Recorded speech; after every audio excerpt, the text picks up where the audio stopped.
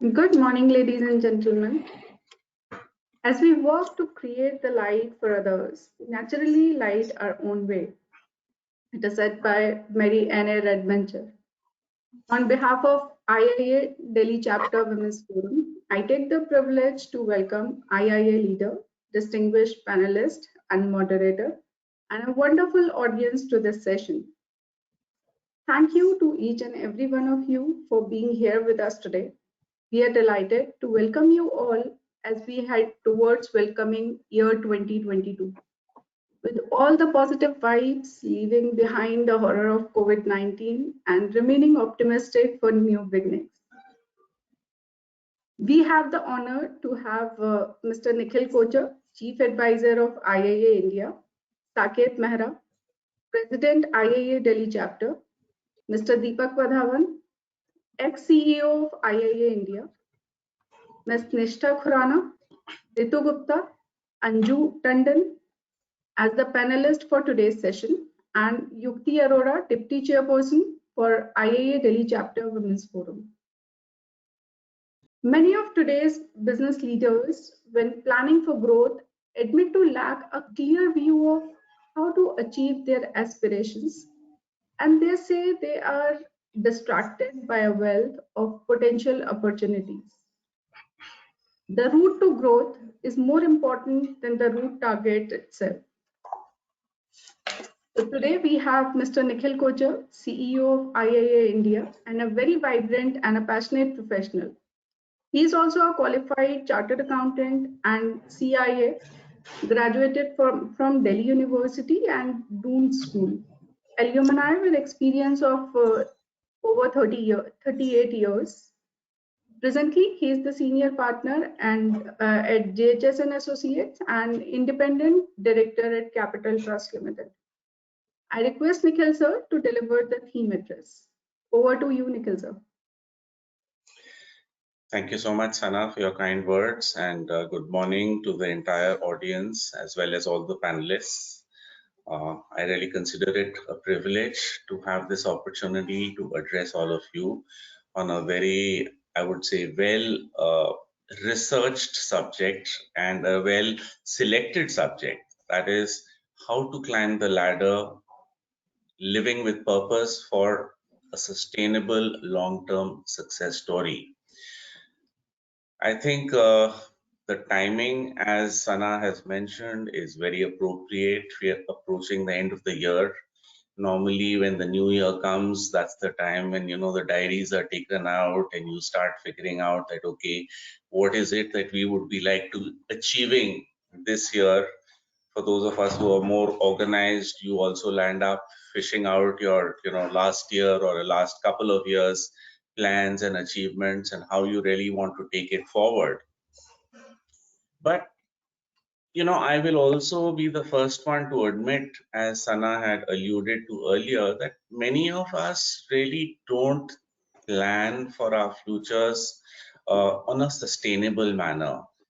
And I can only give you my own example that when I had completed my graduation, I had absolutely no clue what I wanted to do in life. Of course, in those good old days, you either became a doctor or you became an engineer or you became a lawyer or you became a chartered accountant. And at least in those days, people who had nothing to do normally went into the law faculty. So I said, okay, I don't think my maths was that good. And I didn't think that CA needed so much of maths. So I said, okay, let me become a chartered accountant. So I became a chartered accountant and I went along with the flow. And, as things turned out, I found that internal audit was a passion and I spent and invested more time in it. I became a CIA at the age of 49 and have absolutely no regrets. But I don't think that is the kind of path which I would recommend to the youngsters who have such a great future which they are looking at in front of them. And I think it's great if you can plan to do things in a proper manner. I think there are 2-3 combinations which you really should be looking at. One is the strategy. So do you have a strategy regarding where you want to be? And as far as that strategy is concerned, have you also tried to break it up into short term, medium term, and long term?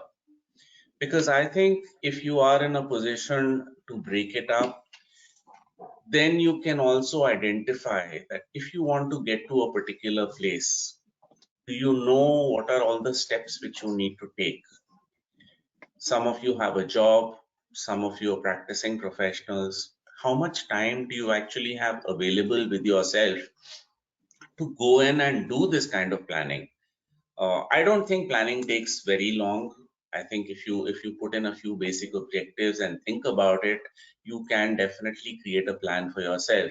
What is perhaps more critical is how practicable is what is it that you're planning for, and how often are you reviewing and monitoring the different things which you need to do in order to achieve that plan. Because if you have a plan, I think all of you are familiar with the fact that we really need to have smart objectives. And I think that would apply regardless of whether you're doing something on a short term, medium term, long term, where SMART stands for, your goals need to be very specific. They need to be measurable so that when you do your reviews, you can make sure that you can tabulate it against whatever is the norm that you've set out for. If you want to do something over 1 year, I'm sure there would be some achievements which you would be making on a quarterly basis or on a monthly basis. Is what you're aiming for, is it achievable? Is it realistic? And ultimately, of course, is it time bound? So I think if you look at your own planning from the SMART viewpoint, it definitely becomes that much easier to do so. One other point is that, are you technically competent and sound enough to achieve whatever objectives which you are looking at? Today, if you want to be a good internal auditor, do you think you could be a good internal auditor if you don't have enough knowledge about technology? If you don't have enough knowledge about data analytics? So I think it is also very important to try to figure out that what are the skill sets which you need to possess, which can help you to achieve the objectives you are looking at. Because even if you're an internal auditor, of course, your knowledge of technology makes a huge difference. But are you going to be focusing on a manufacturing sector? Are you going to be focusing on a services sector? Or are you saying that, no, I'm going to be a consultant who has such a fantastic approach that I can consult with anyone and everyone who comes to me as a client? I do personally feel that today is a day of specialization. So if you do choose a couple of areas of core competence, it is something which is definitely going to be very, very useful. But I think when you look at today's topic, there is one critical aspect which I think we need to really look at is, can you do some things on a sustainable manner? I think here we have to look at 2 points, because we cannot uh, ignore the fact and give credit to the women's chapter, the women's forum, the Delhi chapter women's forum, which has organized this. And I am sure that within the audience, we will have a lot of working women. How do you work out your own work-life balance is something which is very, very difficult. I always take my hats off to women. Their ability to multitask leaves me absolutely flabbergasted. I mean, as far as I'm concerned, I need to be doing one thing, looking at it, and just focusing on that. But, I see so many women around me, including working women, who are able to multitask, juggle around. They're doing household tasks, they're managing the household, they're managing children, they're managing their own careers. Some of them also, have to, look after the families they're associated with, which could be extended families. So it really becomes a very difficult and a challenging task. And you must be able to create that balance, because if you are just looking at climbing the ladder, you may be able to climb the ladder by, say, focusing 100% of your time only on your work. But is it sustainable? I mean, you need some kind of a balance, even as far as your personal life is concerned. So I think that is an area where women are doing a lot more than most of us as professional men. And really hats off to, I would say, the Women's Forum within IIA, where we are trying to encourage more and more women to join us. We have a certain percentage of seats on the board of governors of all the chapters, as well as the National Council, which encourages women to join, to participate, because I think there are any number of surveys which do corroborate the fact that organizations which have a good amount of diversity, which have a good and a better proportionate representation of women, are the ones where the organizations are also more sustainable. They have a better profitability as well as a sustainability. And that kind of brings me to, I would say the last aspect of what I think we really need to look at is look within yourself as to what kind of a human being you are. Because if you're going to be climbing the ladder of success, you cannot do it alone. You have to do it along with other people. So, do you possess the right sense of values which can help take you forward in life? As far as internal auditors are concerned, definitely independence, objectivity, integrity, all these are very critical in addition to competence, which I have already referred to, and do need to be kept in mind, because very often you're also the conscience keeper for the organization you work with, and all that is only possible if you have a good sense of values and the ability to distinguish right from wrong. But in addition to those values, you also need people skills. Can you carry people with you? Can you convince them that your viewpoint is right?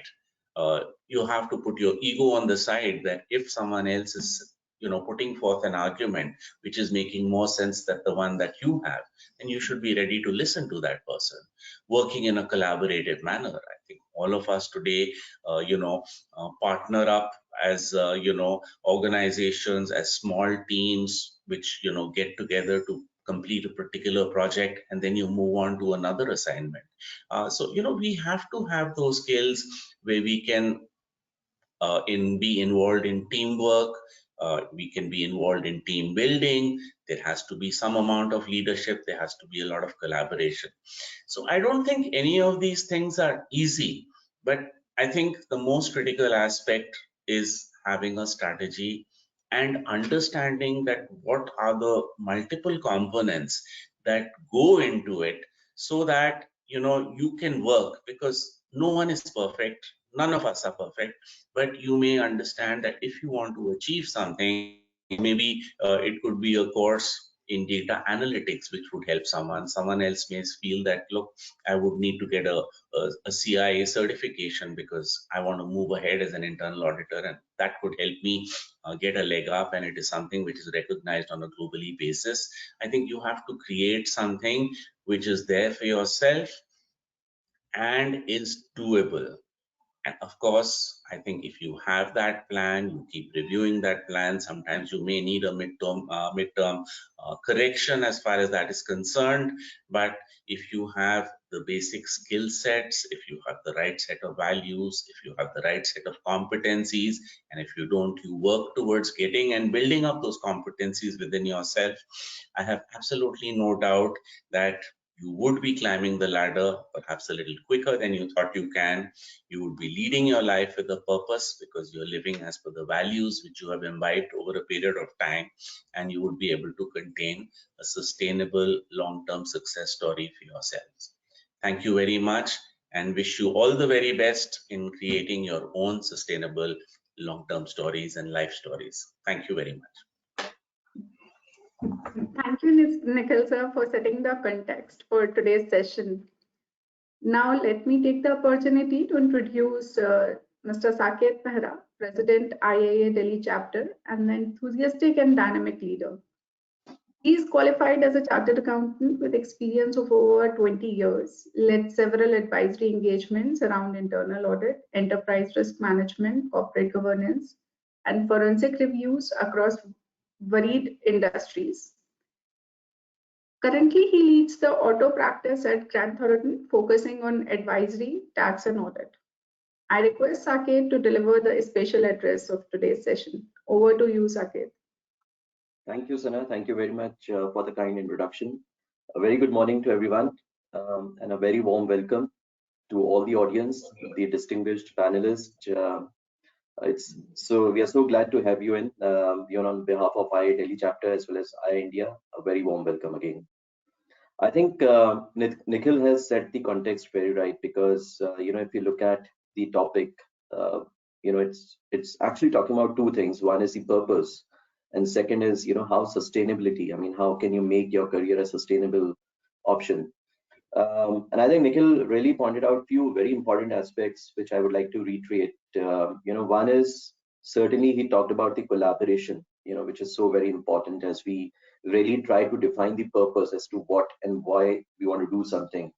And the purpose can then obviously have its own set of attributes, which is around creativity, around financial, around personal recognition, etc. So defining that purpose becomes so very important.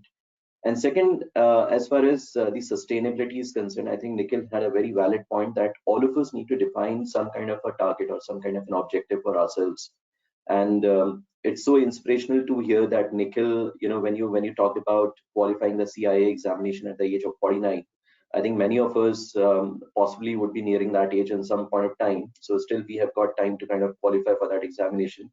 So thanks for bringing that inspiration, Nikhil. But I think what from my perspective, what we have seen largely these days, a lot of companies these days are trying to emphasize a lot on diversity and inclusion. We keep on hearing about this term very often, and frankly, I'm like, when we interact with our clients across different industries, different set of clients, I mean larger clients, mid-tier clients, etc. I think one thing which is coming out to be very common is kind of reinforcing the fact about what really diversity is and what really inclusion is. And many a times it may so happen that yes, people tend to really interchangeably use diversity and inclusion, but essentially what it means is, that everyone who's contributing towards the growth of an organization, what is that the organization can make to make them feel supported, to make them feel valued within the organization. And that's something which is so very important. If you look at in the current state, I think when we talk about women empowerment, and there are many studies, and I think Nikhil also pointed out that more we make the women empowered in the organization, it has got some tangible efforts, implications, be it in terms of increasing the morale of the organization, be it in terms of increasing the recognition of the organization, or even some tangible benefits around the bottom improvement. Now, what it really also means that globally there are certain studies which have also pointed out that wherever the women empowerment is on a higher side, there is bound to be an increase in your profitability by almost 15% as compared to the other companies who have not paid so much of emphasis on women empowerment. Now, that also brings to a larger question as to, is it something that as a world, as an organization, as a country we have achieved? The answer could be no in my view, because if you look at almost the 500 Fortune companies, only 41 of them are being run by women.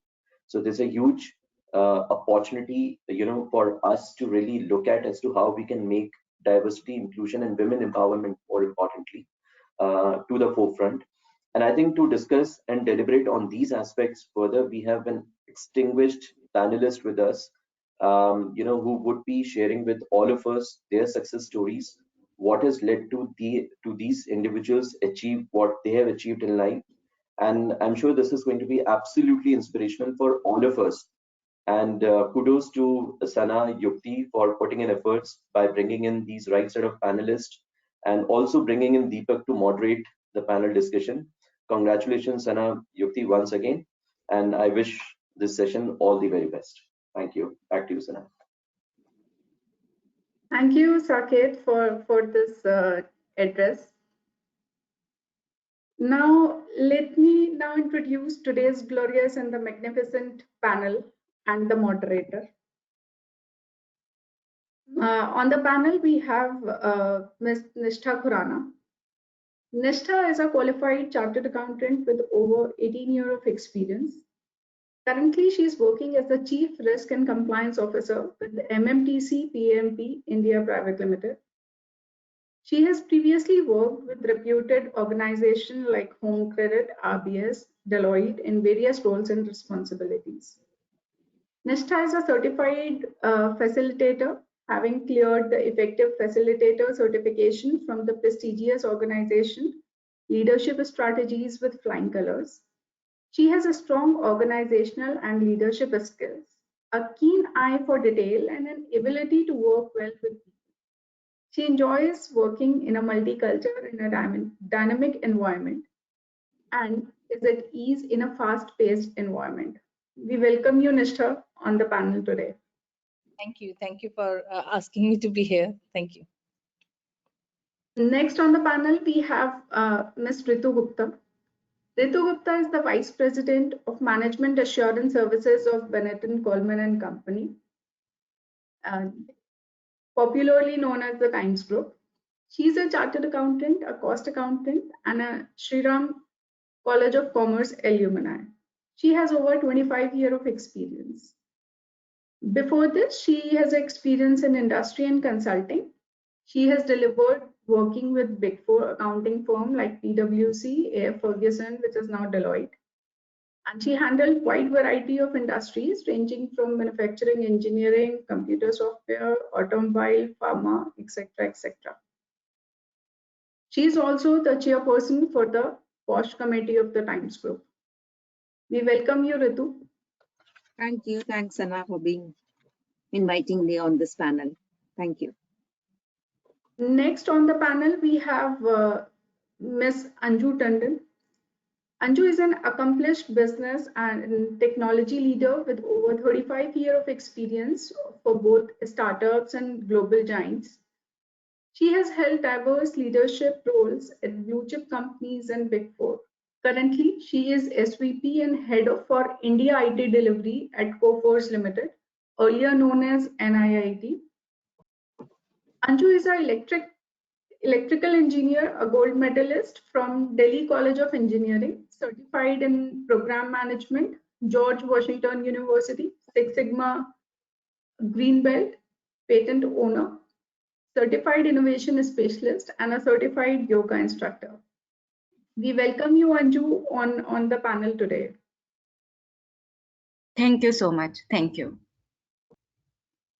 So for the panel, we have the very enthusiastic and wonderful moderator for today's session, Mr. Deepak Wadhawan. Deepak sir was earlier the ex-CEO of IIA India. During his tenure at IIA for 4 years, he set up result-oriented innovative program and initiatives. He is a former senior advisor to KPMG India.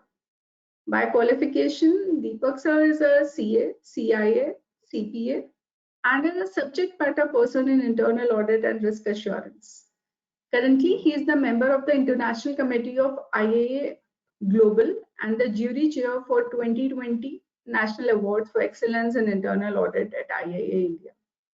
He leverages over 3 decades of internal audit and related experience and has worked in different setups for large professional firm, independent practice, and setting up the internal audit department in corporates.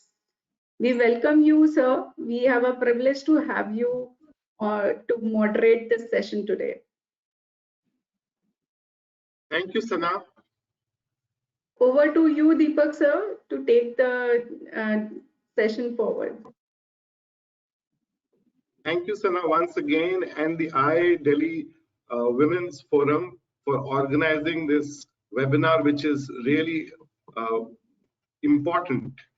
Because if you look at it, our career is where we spend a substantial part of our productive human life. Hence, career life cycle planning and management makes eminent sense. And one of the best ways to learn is through case studies of successful professionals. And we have 3 of them today on the panel. So welcome Ritu, Anju, Nishtha. And I have had the privilege of spending a few years, quite a few years. I've known Ritu, and I would, take this opportunity to introduce Ritu more from a perspective of being a pioneer in a way for all of us, for being coming in probably more than 2 decades of corporate life. And it would be very interesting to get your views, Ritu, on your highlight. I know you have many highlights in your career, so it'd be very interesting to know the challenges, opportunities, the turning point too in your career, and that would be a good learning for all of us. So Ritu, Right. please. Yeah. Thanks, Deepak. Thanks for such a glorious introduction.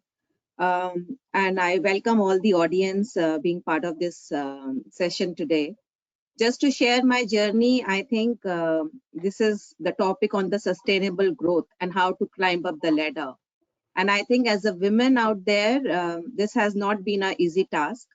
We all feather 2 hats along the process. It's not only the corporate life as well as the personal life. And just to share my experience, I have changed jobs, and I have been part of a business family. Getting into this glorious occupation and getting into this service domain has been completely new to my family business, which I've been part of. But I think with the courage, with the determination of being there, I have changed jobs. I have managed to continue and be successful in the corporate ladder. I was earlier a part of consultancy organizations, and I think we all know that the consultancy, everything has to be done yesterday. The pressures, the timelines are so hectic and so aligned. And effectively, as I think Nikhil also said, to maintain a sustainable growth, somewhere I felt that in order to climb up the ladder, I might have to make changes in my jobs and career. So I moved from consultancy to corporate. And with Times of India now for approximately 15 years, and it has been an amazing experience. Leadership, over the period, I think leadership has not been an easy job. And being a woman and working on 2 forays has always been a difficult thing. But what I think helped me sustain this, there has to be a family support. There has to be a prioritization of what you do, how you align your time management, and also ensure that you maintain that sustainability not only in your corporate life, but also in your personal life. Because at the end of the day, there is a quantum which balances out in both the scenarios. And I believe some of these qualities of the integrity, your ability to delegate to individuals, and to ensure that you are available to them as a torch bearer is always something which helps you move up the ladder. I think one important thing about being an effective leader is also about self-awareness. And I'm sure most of you would have heard of Johari window, which talks about what is known about you to the public, which is your public life. What is something which is very known to you only, which is your private thing. And there are certain blind spots, which I think it's difficult to really work it out. And I think for all the listeners, leadership is not something, it's not a born gift. You can always acquire it over a period of time with your sustainability, with your learnings, with your perseverance. I think this is something which can be achieved, which can be acquired. And I think in my whole journey, there are a lot of mentors who had worked me, who had helped me generate this. I would just like to share one example. There used to be a mentor in my earlier consultancy organization, and you write anything and give it to him, and he'll say, go back and change. Again, you go change it and bring it back to him, and he'll say, go back and change. And you are actually worried. You actually don't know what the mistakes are in that letter or in the spirit what you are trying to do. And I can tell you that over the period of time, the perfection you get in terms of writing and getting the nuance out is amazing. Today, if I see something, the first thing I notice is the issues in that letter. it has made me so, because initially I think when we start off our career, we don't understand because everybody has a different leadership style. We don't know why a particular leader is behaving an X way or a Y way. But I think over the period of time, the skill sets that you acquire, the things that you acquire is something which is very, very soft and which really gets ingrained in you. So I think these are some of the lessons from my life, Deepak. I'm sure there are other panelists to share their experiences. So that's all, Deepak. Thank you. Oh, so that's a great learning for me, because what the mentor was really doing was using critical thinking, making you do it again and Yes. again, is actually seeing the nuances and the different aspects, which I think is wonderful to have had that learning. So that's very And nice. I can tell you, Deepak, when you are there at that point of time, you have just started your career, you don't understand why he's doing that thing with you. So Oh, yes, it will I get, think you gradually feel you kind of, understand. yeah, you really feel like you got a tough boss actually at that time. Yes. But I Actually, think it helps. It helps. yeah. Nishta, and I've been in touch with you over one of the forums, and I've noticed your passion for your company. You had actually posted a query and had introduced somebody, and it was very evident to me the interest you have in your work. Probably it would be very nice to know from you the leaders you worked under, whether both men and women, how have they influenced your leadership style? Okay. Thanks, Deepak. First of all, thanks, Sana and Yukti, for inviting me, and I welcome all the panelists. I hope this discussion is interesting enough with us sharing our journeys with everyone.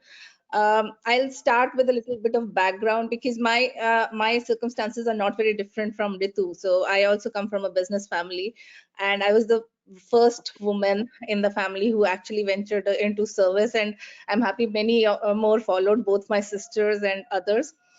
Uh, uh, it is often said that when we're talking about our professional life, we should keep our personal life separate or things like that. But it is a fact that most of our professional decisions, especially when you're a woman, are taken with the personal life in your mind, and the context is always how your professional decisions will impact your personal life. Maybe not much in case of men, but definitely in case of women, because they have to look for support systems to take care of their children and all. And just like Ritu, I've changed many jobs. So I started with consulting. uh, Again, I'm a single mother. So I've been a single mother since 13 years now. My daughter was just a toddler when I ventured on this path. So being in consultancy in the initial years was really difficult. You had 16 to 18 hours working days, and I would only meet my daughter in the morning. So eventually I also left consulting and shifted to industry. And during my consulting years, and then even in the industry, I've changed a few jobs. I was with RPS in 3 different roles. Then I shifted to Home Credit, where I was 7 years as a head of internal audit. And in Home Credit also 3 of my bosses changed. So I've had a journey with lots and lots of bosses and leaders and mentors. And I distinguish between the 3. So the bosses, the mentors, and the leaders are 3 different people as far as I'm concerned. So the bosses are just when you're reporting your timelines and administrative stuff to them, and then the mentors are the ones who teach you how to be a better person or a better resource or a better employee. And leaders are then who actually inspire you on a journey. And I've had all kinds of them, both men and women, some difficult, some easy to work with. And I believe I've imbibed something or the other from every one of them. Some were difficult. So I knew when I grow up in the ladder, this is something I would not do. Because this is something that was difficult for me. Probably I don't want the people under me, to feel the same way. And then there were other who actually touched some points in your heart, and like, this is the kind of leader I want to be, and this is the way you inspire. So on this journey, I've learned a lot of things, but the most important thing that I've learned from the leaders I've worked with is to be adaptive. So you, and I'm not just talking about changing from consulting to industry or within industries, like I've done quite often, but also to situations, to the people you're working with. The same leadership style does not work with everyone. Some men do not understand how the women fare when it comes to work-life balance. Some women just want to ensure that they are being genuinely nice to their people so that the people like them. So it's supposed to be a balance of how you lead, and it depends on the people you are leading. So the team member, how the people perceive you. I was a very different leader when I was in home credit. I'm a very different person when I'm in MMTC PAMP, primarily because the team size differs, the kind of people differ, the kind of work we do differ. And that has to come from inside. You adapt. And most important thing that I've learned is that you lead according to the situation and according to the circumstances. Even within the same tenure, your the way you deal with one person is different with the way you deal with other person, and the way you deal at one moment differs from the way you deal probably at a different time period. So I think that's what I've learned from my leaders and mentors.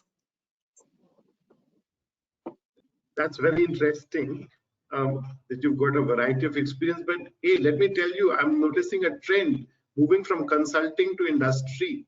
Is that the recipe for success? So let me ask Anju. Anju, have you also moved from consulting to industry? No, I moved from industry to consulting. Oh gosh, this is like reversal of the trend. Yeah. And That's a good insight, I guess, because I also don't think that that's a trend. But yeah, right. sometimes your circumstances make sure that you have to change, and this is one of the most common things women think about when they're facing time issues. Yes, of course. That's a big issue. The time issue in consulting is a big thing. It creates too much time. It's is not fixed hours, and those are major issues. Yeah. My mother also actually was a doctor, and she worked for a certain period of life, and then we were kids, and then we would say, but you need to spend time with us. So this work-life balance, how do you manage? Anju, do you also have to keep that in mind? Yeah. So first of all, thank you for inviting me to this forum. And it gives me great opportunity to share and connect with you all. See, you brought up a very good point that where we have to work long hours, and I have experienced that in industry also. See, primarily I started my journey as an electrical engineer, and a career which women never used to pick up earlier. And I was lucky enough that my family, my parents supported me to get into this career at that point of time. I worked in petrochemical plants to begin with. And when we used to work there, we had to climb very large kerosene tanks, to see, and very large, huge transformers. And those are not like what you see at home or something. Those are really like 4-story high kind of transformers. And there is a small ladder, if you've ever seen that small ladder which goes up to a very long tower. And they expected each one of us to climb that. And, as a girl who had grown up into a woman and scared of heights and all of that, and I said, no, it is not my cup of tea. And the person worker who was working on the shop floor in that factory, he which was actually manufacturing the transformer, and that was meant for the petrochemical plant, and I'd gone for a review. He told me one lady came from Tisco, and lady engineer, and she was quick one to climb, and why can't you? You don't need to be an engineer if you can't do that. And that day I learned one thing from a worker on the shop floor, that actually leadership can be taught by anyone. Second thing which I learned, in fact, throughout my career, that every time we were getting to do a new thing, I moved over to IT because information technology was picking up. I went into depth into that. And every time we were getting a new program to implement, a new complex program to implement, a new application to be designed and created, a new problem to be addressed, a new technology to be launched. And having been associated with several technologies which got launched in India and worldwide, I was lucky enough to even get associated with launch of the telecom in India. So having gone through that, every time we were touching something new. And I started with the fear of unknown when I started my career. And I used to wonder that how people get ideas, how do they solve problems? How do they innovate? How do they create something new? And will I be able to do that? And I was lucky enough to get mentors at all levels who were doing it themselves and who also encouraged that just get into it. Take a step back every time you're stuck. Ask for help, and don't take it to heart if you fail. And failure also makes you learn and prepare for future. And those small failures and some big leaps of success combined make us learn. So you have to be always a learning leader. And having said that, my experience of going across different industries, working, even in industries, I must say when you have a program to be delivered, a contract to be implemented, and you have a technical issues and the bugs, and when you are stuck with the issues and you work like long hours for days together, you don't get to go to home and you have to solve it because there are timelines and commitments to be met. And some minister has already announced that this particular system will go live for India by this hour. Or one CEO has announced that a town hall is fixed up and a new system is going to be announced by a certain date, and you are struggling with your team to make it happen. And or it could be a year 2000 scenario where all applications had to be changed over, or they would fail from 1st January of 2000. So and balancing that with your personal life, ensuring that you get those breaks and you get your time with your family. This, of course, now comes with a lot of patience, perseverance, practice, and sometimes the struggle inside our mind and within the environment. Having said that, it has been a wonderful journey. As I look back, I like the statement Steve Jobs had made. You always look back and connect the dots, and you see that every dot was there for a specific purpose. That was really interesting, Anju, straight from the heart.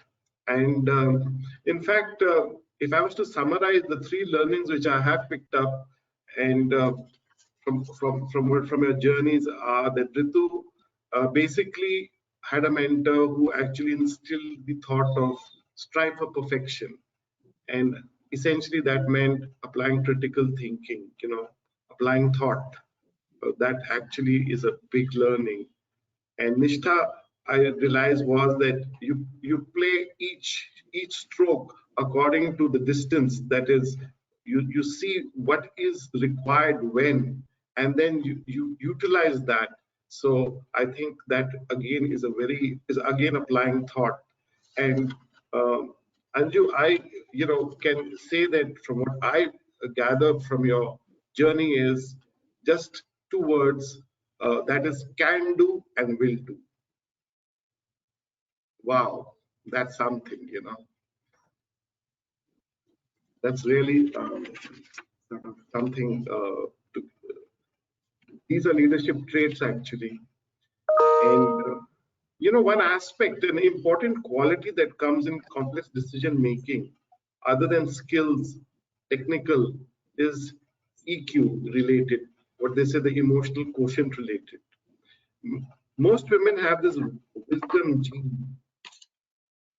As a corporate woman in India, do you believe that this gene can make a world of a difference and be impactful in shaping the culture of the corporate environment, which you can do now that you are in a leadership position? What are your views on this, Ritu? Deepak, I think that's a very, very relevant question. I think we all had went through COVID the last 1.5 years, and I think what better place to apply these critical factors. And as you said rightly, EQ, I think, is a very, very relevant component of a part of your leadership style. And as you said, women are always, I would say, a little better edged in terms of the EQ quotient comparative to men. Nothing to really give a gender bias here, but I think comparatively, the way they are brought up, the way they are aligned, and the way our society works, this EQ is basically what all it talks about. It talks about your self-regulation, your self-motivation. How do you deeply connect with people? Because you can have a team, you can be a good leader, but if you don't understand your team well, you don't have an aligned objective, you can be a best leader in terms of analytical thinking, in terms of your skill sets, etc. But I think if you are not able to connect with your team on a deeper level, the engagement becomes a little futile. Also including the communication aspects which you need to do with your teams, and I think there are surveys being done where people say that they are more able to produce and productively work if they are psychologically safe. And how do you make a person psychologically safe? Where I think the EQ plays a very important role, that being a leader required for managing the organization objectives, there are people you have to work with. So you have to collaborate with the team, understand them better, align them to a common direction, and deep down into their understanding to ensure that they are connected with you. And especially, I think in the last 2 years, the communication has played such a vital role as to what is expected and what do you want. See, sometimes as a leader, we assume things. We assume that if we understand, people understand. I think that's a big gap which you see. And if you really align the team deeply, I think people feel psychologically safe with you, the productivity will go up. They are more aligned to work collaboratively with you. They're more aligned to work competitively with you and be available with you when you want them. So the direction and the EQ plays, I think, a very, very important role. This cannot be, you have to be empathetic to people. You have to understand their needs, their desires in the context of the overall organizational objective. So I think a very, very relevant topic, Deepak. And I think in any organization, the culture, the environment that you give to the employees, I think what they say that people don't leave organizations, they leave leaders. I think that's a very, very important statement, which I think generally people sometimes, obviously there are motivation factors in terms of money and other things, but if you see, people generally leave leaders, not the organizations. So if you are empathetic enough, if you give them that helping hand, if you understand them better, the probability of you making a good team is always high. So wow, that's something. That's something. Psychologically safe.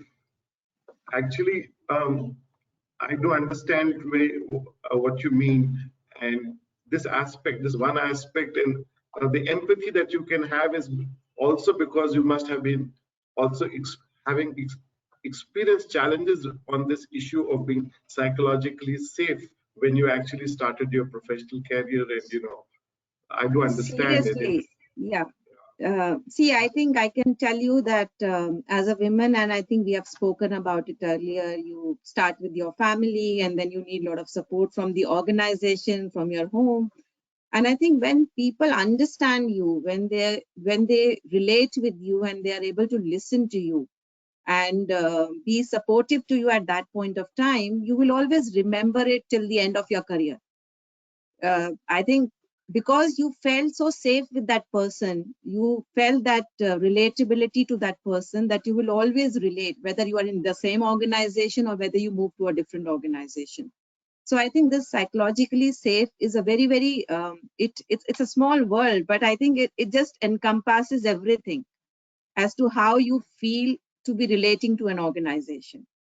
So I think that's something which is very, very relevant, and especially more so in the current context, Deepak, with all this COVID and everything. Unless you make your employees their health, their well-being, they believe that the organization is really concerned about their safety, their health, I think their relatability to the organization itself goes up, and their empathy to the leader itself goes up. So they also understand that context. So if you give them that comfort, I think they're all with you.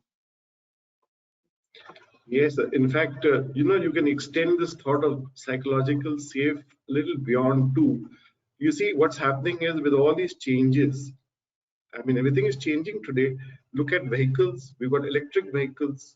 And between companies, for example, I believe 70% of the cost of electric vehicle is of a battery. And then these partnerships are coming up because different kinds of batteries are being experimented, and even between companies that you'll carry on with each other is a psychological safe zone. So it's extending beyond humans to that also of companies. I think that's a deep learning over here. I think the airbags in the car, they are basically, they keep you safe. You know that if you hit up or you get into an accident, the air balloon will open up. So I think it's again that safety parameter that you built up. It all stems with this emotional quotient, the EQ part. And Nishita, what is your view on your experiences on the EQ, using EQ where people can't solve problems amongst each other? Did you have that benefit of being able to? That I did have that benefit. See, the way I look at EQ is, it is your ability to align your own experiences into your leadership style, and that comes with people connect as well, and that also comes with how you perceive the situation of the people you're working with. If I'm supposed to give an example, I had a person working for me, a woman, and she had put in her papers. We tried hard to retain her. She was a good resource, no doubt about that, but she was hell-bent on going. Then just a few weeks before her last working day, she looked really concerned and all that. And I asked her what was going on, and she came to me and she said that she is expecting her second child, and she has obviously informed the new employer about that. It was quite early in pregnancy. But then she said that initially they didn't say anything, but 2 days ago they sent the message that the position has gone on hold and she needs to just wait for the next communication. And she was worried whether she'll lose a position. She was already on notice period over here. My instant reaction was, you're always welcome to take your resignation back. I'll take you back, even if it's just 2 days before you want to go. And a week later, she asked me whether she's allowed to take the resignation back. I said, most welcome.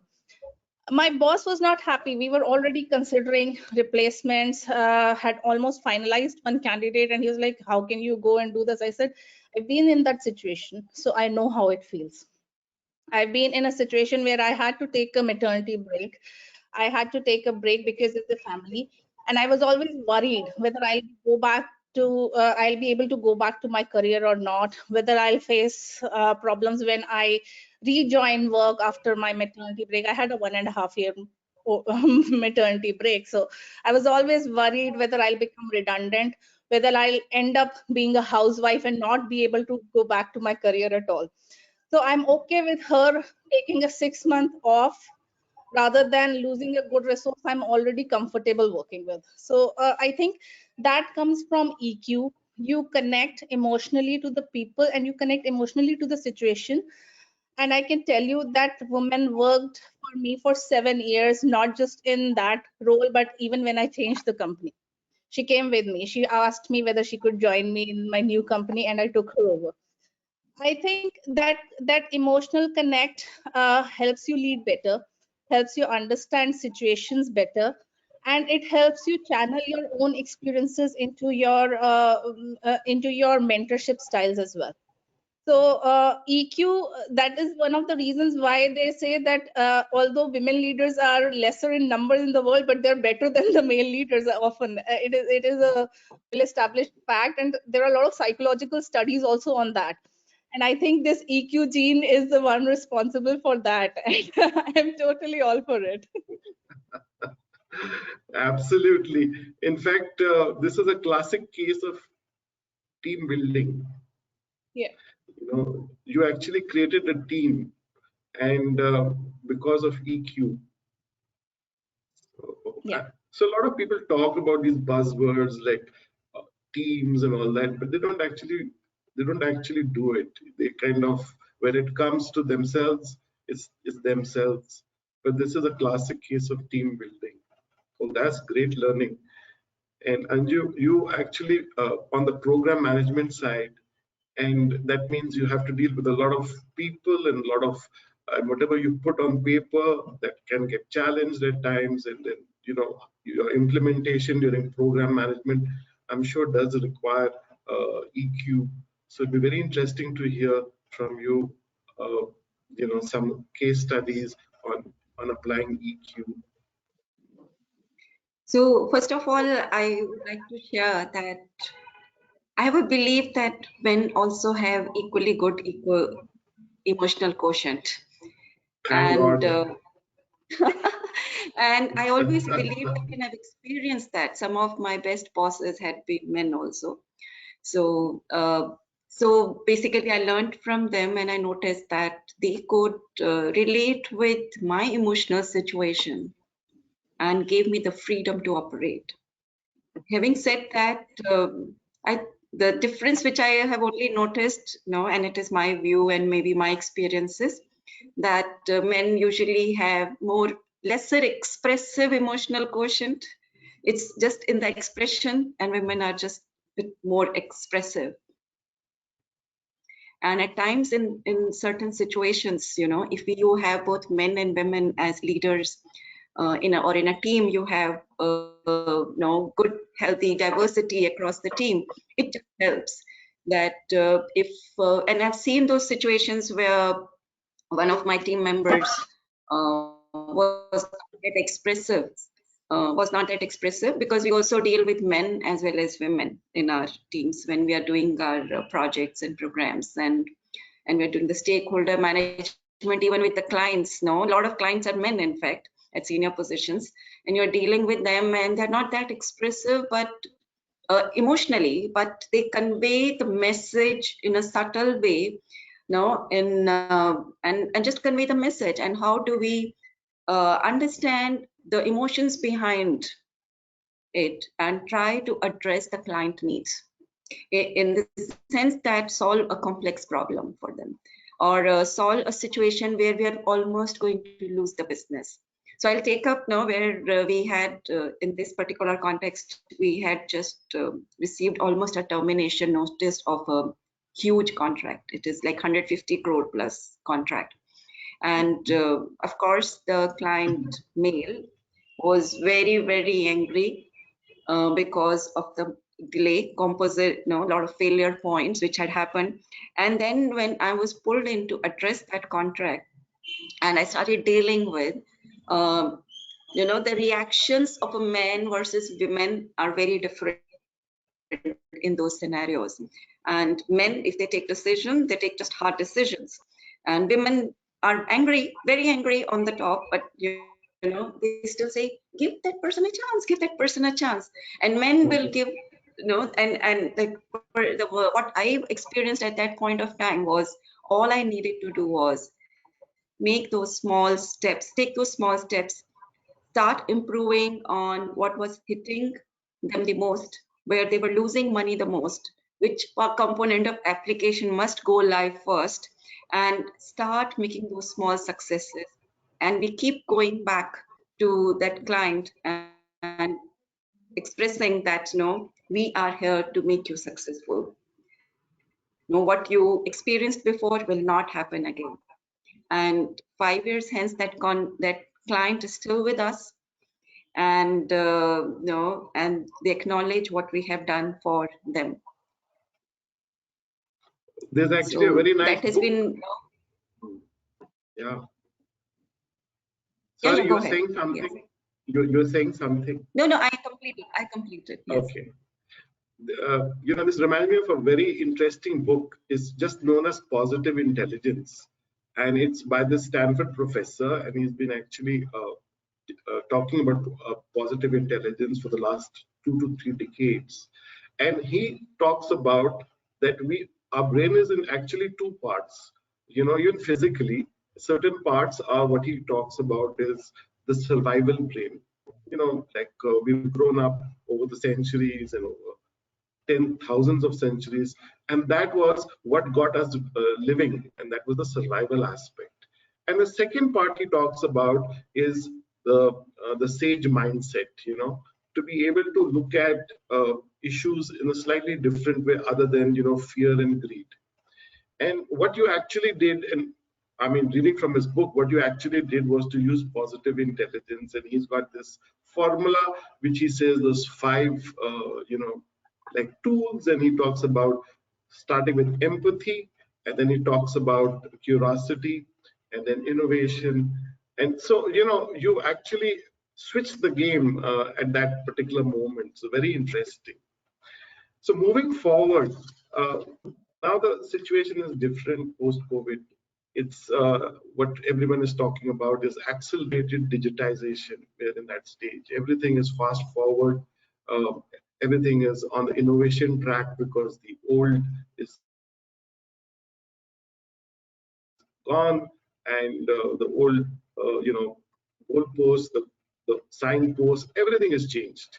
We are in that stage. Also, the generation which has grown now and are joining the workforce is what they call the digital natives, the people who actually grew up as kids playing, on digital of any sort, whether it was games or whatever. So their thinking has been, and they were talking about that they're actually a little isolated in their thinking. They've got good values also, so they're strong on ethical values. That's what I'm told, and they look at life at a very different way. But one aspect is that they are a little not really connected. Now to this scenario and to this generation, how would you advise, career life cycle management? I know it's a tough one, but just thinking not what you did, but if you were to restart life in this scenario, how would you manage your career? Would you switch jobs very frequently? Would you switch jobs very frequently? Would you develop a skill competency and that, move? I mean, also you've got situations where it is a global world now. You can take a job anywhere in the world now. A lot of it is, off-site. A lot of it is moved off-site. And how would you actually now manage your career? What are the steps or the different stages of how would you actually manage your career? A little tough one, Deepak. Let me first articulate. I have 2 teenage daughters, and looking at their life cycle, I think today the choices offered to the youth and the generation is much, much wider. And both ways, I think, as Nikhil said earlier, either you take CA or engineer or doctor. Those were the 3-4 professions you used to have earlier. Now, I think the choices are humongous. And at the same time, with the humongous choices, the decisions are also a little difficult for the generation to take. Currently, I think if you look at a lot of young generation, they may not like to stick on to a job for very long. They want to switch on jobs, or they want a very quick success or a quick succession ladder in the whole situation. But I think gradually, Deepak, as they grow up, as they get matured into the system, I think there's no straight formula saying that within a year or within 2 years you achieve the success which you desire to be. As far as I think the switching jobs is concerned, probably this may sustain for the generation today for some point of time. But gradually, once you find your liking, you find your relatableness, etc., in the organization, you understand that changing too many jobs would not really be a scenario which you would like to be in, because I think it takes few months to familiarize, few months to understand the culture, and actually then you actually start contributing to the organization if you actually see. So I think it's not a straight situation. The life cycle journey has to go through its scale. It may be a lot of digitization, it may be a lot of things, but the basic traits of a leadership, whether it's perseverance, whether it's patience, whether it's communication, I think they have to go along with you, because these are some soft skills which will be very difficult for you to not fathom on. And it may sound easy, but once you actually hit the corporate culture, that's where you realize that how these things play a very, very critical role in an organization. I may, as an individual, want to achieve something very fast, but is my organization aligned? Is my culture relatable to that growth factor? Do I have support inside the organization to achieve that? What kind of help do I need to achieve that? I think these are all very critical factors, which probably for a generation to say today may not be that easy. But I think as you go along the path, as you go along the journey, it is something that you acquire. And as we said, that leadership is not something which comes along, which is a born trait. Obviously, there are some born leaders as well, but it's something also which you acquire over the time with your experiences that you go through. And sometime for the younger generation also today, it's important for them to take those experiences as they align themselves, develop them, get into those core skills, and then see where do they, because obviously the world is shrinking. The things are available everywhere.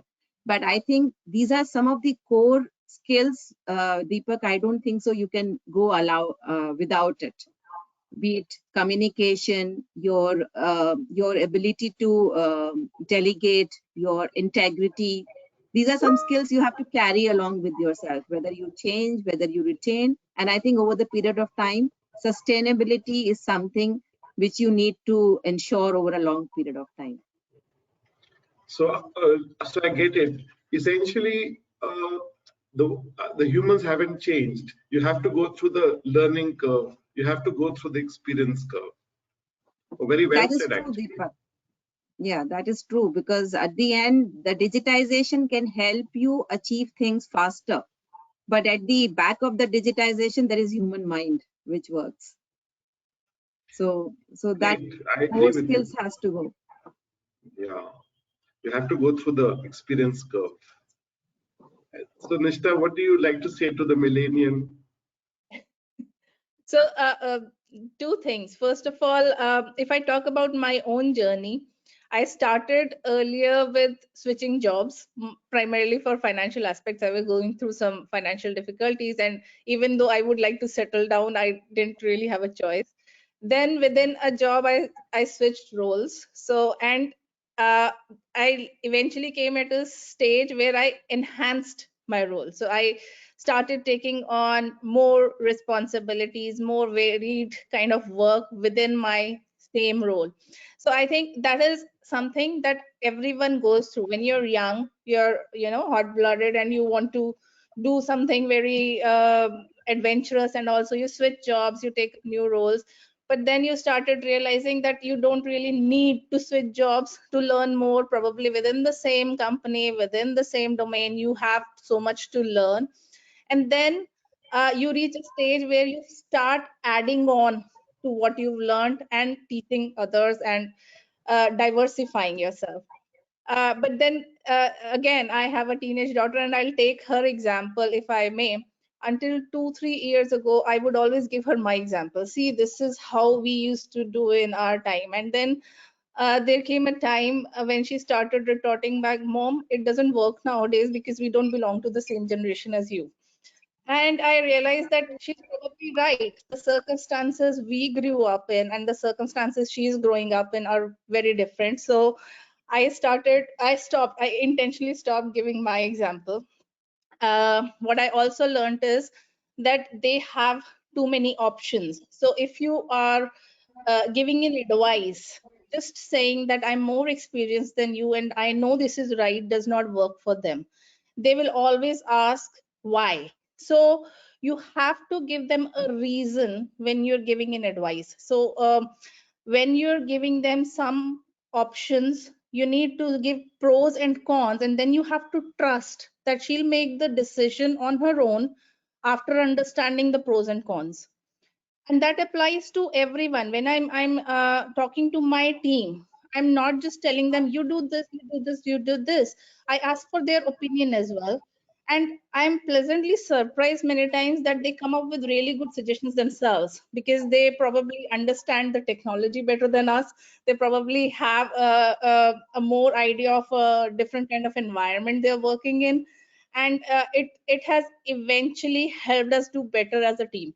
So just dismissing the new generation, thinking that they are quick to take decisions, they are quick to switch over to different things, I don't think that's the right way. It's just trying to understand their perspective and then thinking whether their perspective works best in the scenario, or you can use your experience and explain to them why this is something you would like to do and why this is better.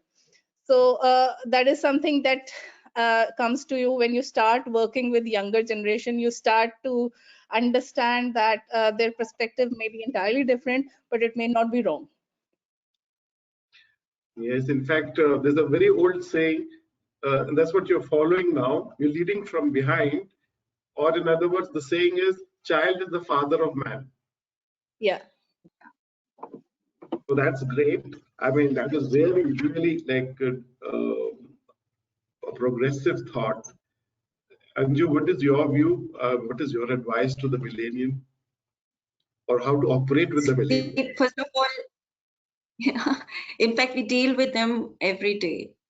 And I am in the industry which offers digitization, and I'm dealing with the people who are actually associated with digitization day in, day out. And the high attrition, in fact, post-COVID is also very, very high, given the demand for IT engineers at the lower level.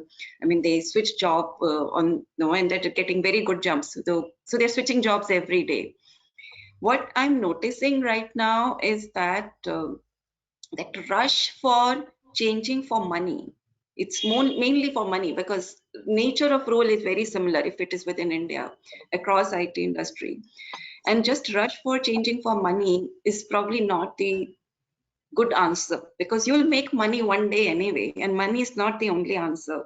But it is also how you deal with and get that experience of doing an initiative end to end. If you're just jumping across, you won't gather that experience and won't associate it with the complete success. So you must go through a certain environment and deal with that environment for a long period of time to acquire both soft skills as well as hard skills, which is the technical skills, good technical skills. That's a message which I usually give to the millennials. Second thing which I tell them is that cross skill, because today they are all associated with, if they have learned Java, they'll only do Java. If they're on Python, they do only Python. Blockchain. Then I know, I mean, finally that expertise makes sense, but beyond a point, technologies change. Had I stuck to Fortran, I would have not survived in any career today. So we switched languages, we switched technologies. Technology changes every 6 months, 1 year, and one has to go across, I mean, learn more and more and be adaptable and flexible, cross skill, upskill themselves. And that's one thing which I advise to millennials a lot. Finally, I think millennials stick to you if you offer them an ear, because at home, I mean, whether it's at home or at work, if you listen to them, you're available to them when they need you, they start accepting you. That's what I have learned as part of my journey. And when they start accepting you, they won't leave you. I mean, even in the jobs, some people just, even the juniors, they just stick to you and they go along with you, as Ritu said, go along with you when you move jobs, switch jobs. And Nishita said that, yeah. So basically, now we have to connect with them from our side as well. I think this has been a very insightful, panel, and I take this opportunity to thank you, Ritu, Nishita, and Anju for sharing your views. Thank you. Thank you, Deepak. Thank you, Deepak. The session was indeed insightful for us as well, I guess. Right. Thank you, Deepak, for asking such wonderful questions, making us think more. And of course, I learned a lot from Ritu and Nishita. Thank you so much. So now we'll take some questions, and I'll hand it over to Sana to take this forward.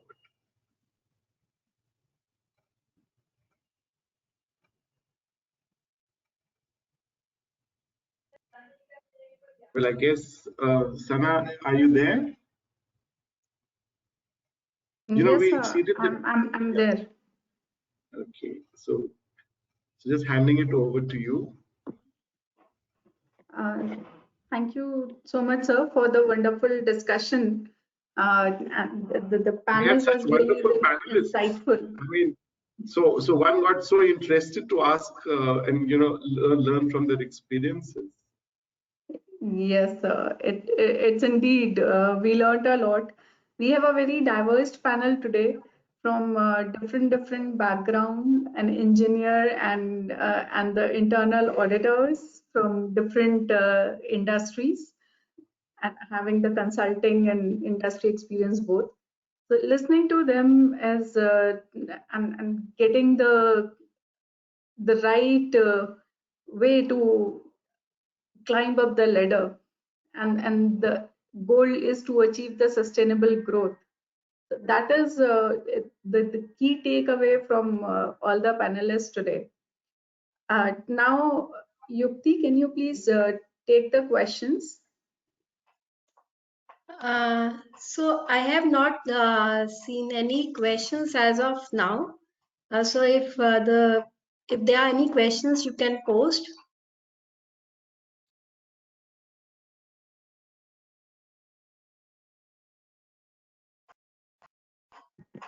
Yukti also has been with a consulting firm, and now she's an entrepreneur. Yeah. I must share that the one thing about Yukti's organization, it's the female-only organization. Right. That's great, Yukti. Thank you so much. So as of now, we don't have any questions. So I would just like to conclude this session with a formal vote of thanks. So I would like to thank everyone for joining in the sessions. Special thanks to IIA India Chief Advisor Nikhil Kochar for theme address, to Saket Mehra for special address on the themes, where he emphasized along with Nikhil on collaboration, creativity, innovation, and sustainability through goal setting for growth. And Deepak Vadhavan sir, you are always a great moderator. So it was wonderful having you here. You being an ex-CEO of IIA India and at a global level. So you asked wonderful questions. Some of them were so interesting. We learned a lot from the questions you asked. And of course, thanks to the panelists, Nishta, Khurana, Ritu, and Anju for great sharing. It was great learning from each one of you, from the experiences you have, from the learnings you had, and your journey to climbing the corporate ladder and sustainable long-term success. I'm sure this journey is on, and there are many more things which you will be achieving, and we will have a subsequent session to learn further from you. Thank you so much for spending this time with us and sharing your learnings and experiences. Thanks to Sana, the chairperson of IIA Delhi Chapter Women Forum, for giving us this opportunity and organizing this event. Yatika and Chanchal for all the assistance in getting this event being done successfully. And all the dear participants who joined this event, thank you very, very much. So as we conclude, I would also like to share some of the initiatives which we have planned over next few months, and we would request you to be part of those initiatives and collaborate with us so that we are able to bring the change which is there. So in the month of January, we are organizing training sessions on skill of audit interviewing and asking questions. So it will be a lesson learned discussion just where like this, where we'll be sharing the lessons which we have learned through the leaders who have been in this thing, and also talking to some of the young professionals who actually are interviewing for audit.